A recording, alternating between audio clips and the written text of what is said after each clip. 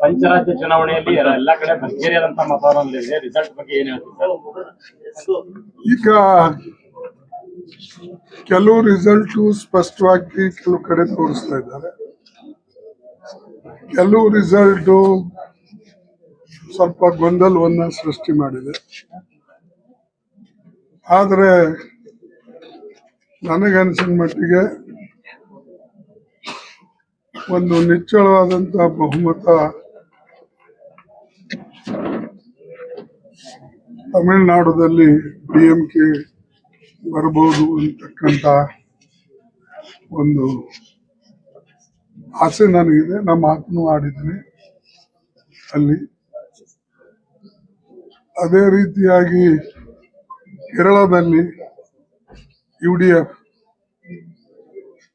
ಅದು ಭಾರಿ ಬಹುಮತ ಬರ್ತದೆ ಅಂತ ಹೇಳಿ ನಮ್ಮವರೆಲ್ಲರೂ ನನಗೆ ಈಗಾಗಲೇ ಹೇಳಿದ್ದಾರೆ. ಆಸಾಂನಲ್ಲಿ ಸ್ವಲ್ಪ ಮಟ್ಟಿಗೆ ನಮ್ಮ ಅಪೇಕ್ಷಿತ ಸೀಟ್ಗಳು ಬರ್ತಾ ಇಲ್ಲ ಅನ್ನತಕ್ಕಂಥ ಎಕ್ಸಿಟ್ ಪೋಲ್ ಹೇಳ್ತಾ ಇದೆ. ಬಟ್ ಅವ್ರು ತೋರಿಸ್ತಕ್ಕಂಥ ಅಂಕೆ ಸಂಖ್ಯೆಗಳಕ್ಕಿಂತಲೂ ನಾವು ಜಾಸ್ತಿ ಬರ್ಬೋದು ಅಂತಕ್ಕಂಥ ನನಗೆ ವಿಶ್ವಾಸ ಇದೆ. ಪಾಂಡಿಚೇರಿನಲ್ಲಿ ಅಲ್ಲೂ ಕೂಡ ನಾವು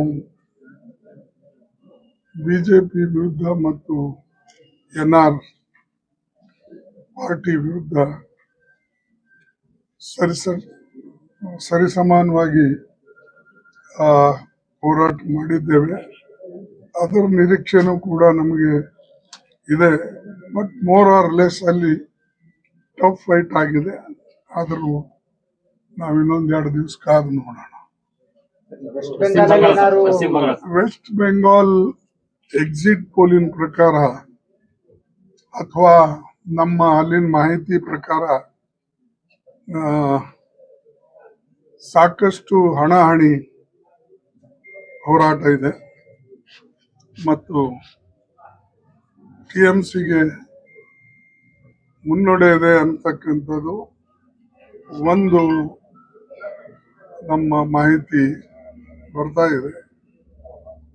ಎರಡನೇದು ಬಿಜೆಪಿ ಮತ್ತು ಉಳಿದ ಅವರ ಅಲೈನ್ಸ್ NDA ಪಾರ್ಟ್ನರ್ಸ್ ಅವರು ಸಾಕಷ್ಟು ಸ್ವಲ್ಪ ದಬ್ಬಾಳಿಕೆ ಮಾಡಿ ಹೆದರಿಸಿ CRF ಎಲ್ಲ ಜನರಿಗೆ ಹಾಕಿ ಅವರು ಅಲ್ಲಿ ಮಮತಾ TMCಗೆ ಟಕ್ಕರ್ ಕೊಡ್ತಕ್ಕಂಥದ್ದು ಮಾಡ್ತಾ ಇದ್ದಾರೆ. ಮತ್ತು ಕಾಂಗ್ರೆಸ್ ನಾವು ಅಂತೂ ಮೊದಲಿಂದ ಅಲ್ಲಿ ನಮ್ದು ಹೋರಾಟ ಮೊದಲನೇ ಸಲ ನಾವು ಒಂಟಿಯಾಗಿ ನಿಂತಿದ್ದೇವೆ. ಅದಕ್ಕೆ ಪಕ್ಷದ ಹಿತದೃಷ್ಟಿಯಿಂದ ಮತ್ತು ಪಕ್ಷದ ಒಂದು ಬೆಳವಣಿಗೆಗಾಗಿ ಅಲ್ಲಿ ನಮ್ಮ ಹೋರಾಟ ಇದೆ. ಹೀಗೆ ಎಲ್ಲ ಕಡೆ ನಿರೀಕ್ಷೆ ಅಂತೆ ಬರಬಹುದು ಅಂತಕ್ಕಂಥದ್ದು ನನ್ನ ಒಂದು ಫೀಡ್ಬ್ಯಾಕ್ ಇದೆ. ಅದೇ ಹೇಳ್ದಲ್ಲ ನಿಮ್ಗೆ, ಅವರು ಕೆಲವು ಓಪನ್ ಆಗಿ ಹೇಳ್ತಾ ಇದ್ದಾರೆ ನಾವು ಗೆಲ್ತೇವೆ ಅಂತ. ಈ ಕಡೆ TMCದವರು ಅಲ್ಲಿನ ಮಾಹಿತಿ ಪ್ರಕಾರ ನಮಗೆ ಅವರು ಸಾಕಷ್ಟು ಪ್ರಯತ್ನ ಮಾಡಿದ್ದಾರೆ, ಅವರು ಬರ್ತಾರೆ ಅಂತ. ಈಗ ನಮ್ದೇನು ಪಕ್ಷ ಕಟ್ಟಬೇಕು ಅಂತಕ್ಕಂಥ ದೃಷ್ಟಿಯಿಂದ ನಾವೇನು ವೆಸ್ಟ್ ಬೆಂಗಾಲ್ದಲ್ಲಿ ಹೋರಾಟ ಮಾಡ್ತಾ ಇದ್ದೇವೆ. ಸ್ವಲ್ಪ ಮಟ್ಟಿಗೆ ನಮ್ದು ಅಲ್ಲಿ ಇಂಪ್ರೂವ್ಮೆಂಟ್ ಕಾಣಬಹುದು.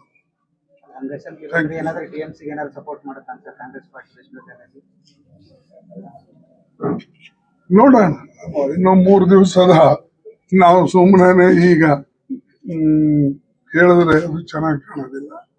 ಬರ್ಲಿ, ನೋಡೋಣ, ಇನ್ನೊಂದು 2 ದಿವಸ ವೇಟ್ ಮಾಡಿದ್ರೆ ಕ್ಲಿಯರ್ ಪಿಕ್ಚರ್ ಬರ್ತದೆ. ಬಂದ್ಮೇಲೆ ಥ್ಯಾಂಕ್ ಯು. ಕರ್ನಾಟಕ ರಾಜ್ಯದ ವಿದ್ಯಮಾನ ಕರ್ನಾಟಕದ ಗೊಂದಲ ಇದೆ, ರಾಜ್ಯದ ನಾಯಕತ್ವ ಅದು ಆದಷ್ಟು ಬೇಗನೆ ಬಗೆಹರಿಸ್ತೇವೆ. ಎಚ್ ಡಿ ಕುಮಾರಸ್ವಾಮಿ ಅವರು ನಿನ್ನೆ ಒಂದು ಮಾತು ಹೇಳಿದ್ದಾರೆ ಸರ್, ಮುಂದಿನ ತಿಂಗಳು ಕಾಂಗ್ರೆಸ್ನ 40-50 MLA-ಗಳು ಡೆಲ್ಲಿ ಟಿಕೆಟ್ ಬುಕ್ ಮಾಡಿದ್ದಾರೆ ಅಂತ. ನನಗೆ ಗೊತ್ತಿಲ್ಲ, ನೀವು ಅವರಿಗೆ ಕೇಳಿ ಅಥವಾ ನಿಮ್ಮ ಚಾನಲ್ದವರಲ್ಲಿ ಇರ್ತಾರ ಅವ್ರಿಗೆ ಕೇಳಿ. ಉತ್ತಮ ಅನ್ನೋ ಮಾತಾಡಿದ್ದಾರೆ. ನಾನಾದ್ರೆ ಉತ್ತಮ ಅಂತ ನೀವು ಹೇಳ್ತೀರಿ, ಅವರು ಹೇಳ್ತಾರೆ, ಮೇಲಿನವ್ರು ಹೇಳ್ತಾರೆ. ಬಟ್ ನಮ್ಮೆಲ್ಲರ ಹಣೆಬಾರ ಅನ್ನೋಕ್ಕಿಂತಲೂ ನಮ್ಮ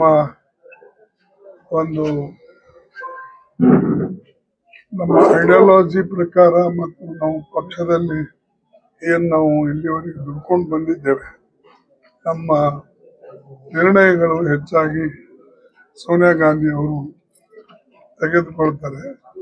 ಬಟ್ ಈಗ ಆ ಪ್ರಶ್ನೆನೇ ಉದ್ಭವಿಸೋದಿಲ್ಲ. ಈಗಾಗಲೇ ಇಲ್ಲಿ ಚೀಫ್ ಮಿನಿಸ್ಟರ್ ಇದ್ದಾರೆ. ಬದಲಾವಣೆ ಆಗತಕ್ಕಂಥ ಮಾರ್ಗದಲ್ಲಿ ಏನಾರ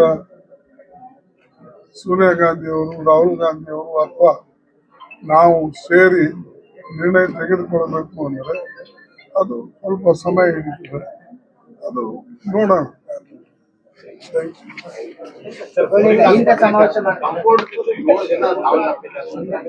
ನಂದು ಅದು ಕಾಂಪೌಂಡ್, ಹಳೆ ಕಾಂಪೌಂಡ್ ಇತ್ತು ಅಂತ ಹೇಳಿ 1 ವರ್ಷ, ಇನ್ನೊಂದು ವರ್ಷನೂ ಸರಿಯಾಗಿ ಕಟ್ಟಿಲ್ಲ ಅಂತಕ್ಕಂಥದ್ದು ನಾನು ನೋಡಿದೆ.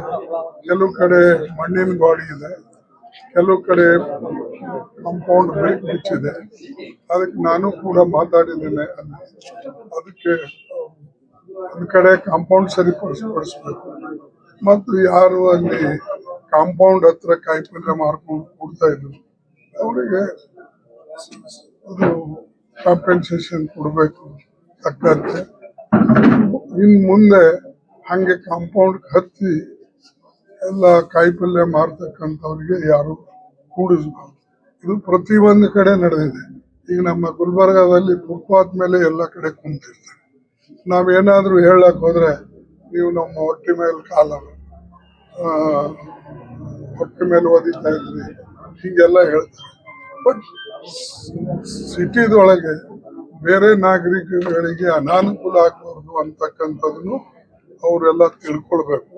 ಮತ್ತು ಮುನ್ಸಿಪಾಲ್ಟಿಯವರು ಅವರಿಗೆ ಯೋಗ್ಯವಾದಂಥ ಜಾಗದಲ್ಲಿ ಇಟ್ಟು ಸಹಾಯ ಮಾಡಿದ್ರೆ ಜನ ಅಲ್ಲೇ ಹೋಗ್ತಾರೆ.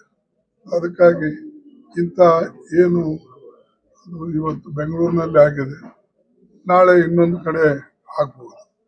ಸರ್ಕಾರ ಇದಕ್ಕೆ ಪ್ರಿಕಾಷನ್ ತಗೊಂಡು ಸಾಧ್ಯ ಆದ ಮಟ್ಟಿಗೆ ಈ ಗಿಗ್ ವರ್ಕರ್ಸ್ ಏನಿದ್ದಾರೆ ಅಥವಾ ಈ ಸಣ್ಣ ಪುಟ್ಟ ವ್ಯಾಪಾರಿ ಮಾಡ್ತಕ್ಕಂಥವ್ರು ಅವರಿಗೆ ಸಹಾಯ ಮಾಡುವುದು.